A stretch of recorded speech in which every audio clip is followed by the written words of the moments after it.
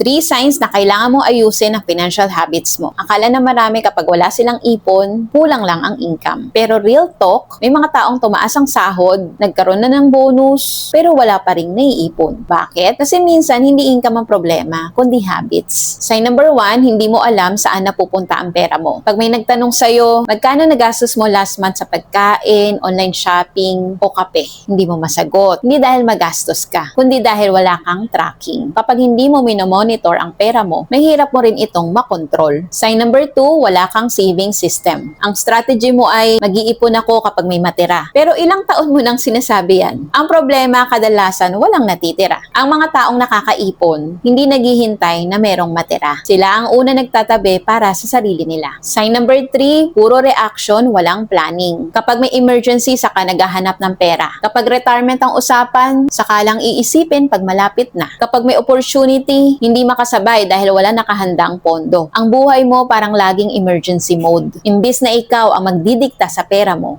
ang nagdidikta sa'yo. Tandaan mo ito. Hindi lang income ang dahilan kung bakit umaangat o hindi umaangat ang isang tao. Madalas yung maliliit na habits na ginagawa natin araw-araw ang gumagawa ng malaking difference pagdating ng panahon. Sa IMG ko natutunan ng financial literacy, budgeting, paying myself first, at paggawa ng financial plan. At doon ko na-realize na hindi sapat ang sipag lang. Kailangan may sistema. Kaya kung gusto mong magbago ang future mo, simulan mo sa pag-aayos ng habits mo ngayon. If you want to know more about IMG, message mo ko to know more about our financial literacy campaign. Check mo yung link sa bio. Retire early, live free, kayang-kaya, basta may tamang gabay.